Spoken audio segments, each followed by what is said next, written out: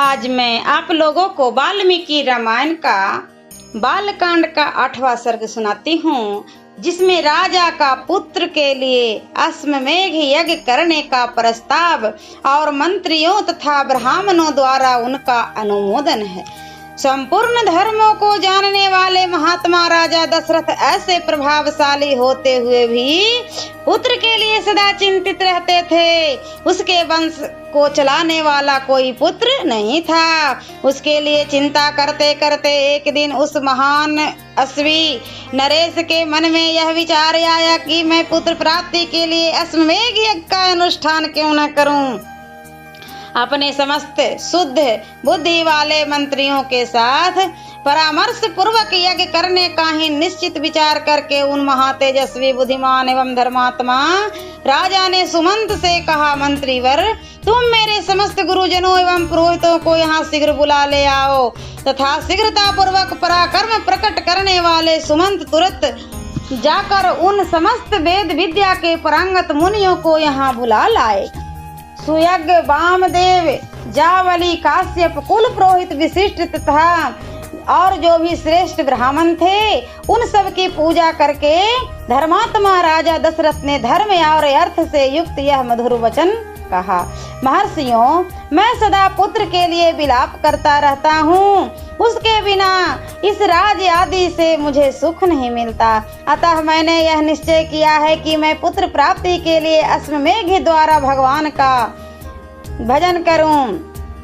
मेरी इच्छा है कि शास्त्रोक्त विधि से इस यज्ञ का अनुष्ठान करूं। अतः किस प्रकार मुझे मेरी मनोवांछित वस्तु प्राप्त होगी, इसका विचार आप लोग यहाँ करें।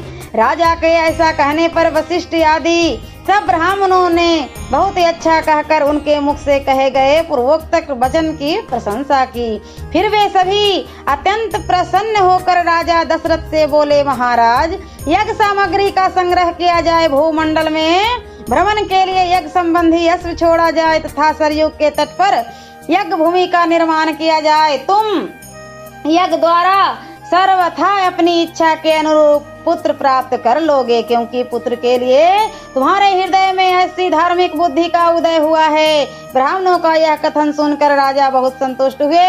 हर्ष से उनके नेत्र चंचल हो उठे। वे अपनी मंत्रियों से बोले, गुरुजनों की आज्ञा के अनुसार यहाँ यज्ञ की सामग्री यहाँ एकत्र की जाए। शक्तिशाली वीरों के संरक्षण में उपाध्याय सहित अश्व को छोड़ा जाए। सरयू के तट पर उत्तर तट पर यज्ञ भूमि का निर्माण हो। शास्त्रोक्त विधि के द्वारा क्रमशः शांति कर्म का विस्तार किया जाए। यदि इस श्रेष्ठ यज्ञ में कष्टप्रद अपराध बन जाने का भय न हो तो सभी राजा इसका संपादन कर सकते हैं, परंतु ऐसा होना कठिन है, क्योंकि विद्वान ब्रह्म राक्षस यज्ञ में विघ्न डालने के लिए छिद्र ढूंढा करते हैं। विधिहीन यज्ञ का अनुष्ठान करने वाले यजमान तत्काल नष्ट हो जाता है। अतः मेरा यह यज्ञ जिस तरह विधि पूर्वक संपन्न हो सके वैसा उपाय किया जाए। तुम सब लोग ऐसे साधन प्रस्तुत करने में समर्थ हो। राजा के द्वारा सम्मानित हुए समस्त मंत्री पूर्वत उनके वचनों को सुनकर बोले, बहुत ही अच्छा, ऐसा ही होगा। इसी प्रकार वे सभी धर्मज्ञ ब्राह्मण भी नृपश्रेष्ठ दशरथ को बधाई देते हुए उनकी आज्ञा लेकर जैसे आए थे वैसे फिर लौट गए। उन ब्राह्मणों को विदा करके राजा ने मंत्रियों से कहा, पुरोहितों के उपदेश के अनुसार इस यज्ञ को विधिवत पूर्ण करना चाहिए। वहां उपस्थित हुए मंत्रियों से ऐसा कहकर परम बुद्धिमान नृपश्रेष्ठ दशरथ उन्हें विदा करके अपने महलों में चले गए।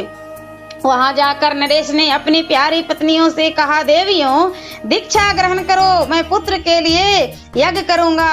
उस मनोहर वचन से उन सुंदर कांति वाली रानियों के मुखमंडल वसंत ऋतु में विकसित होने वाले पंकजों के समान खिल उठे और अत्यंत शोभा पाने लगे। सियावरे रामचंद्र की जय। और बालकांड का 90वां सर्ग मैं अगले वीडियो में सुनाती हूँ।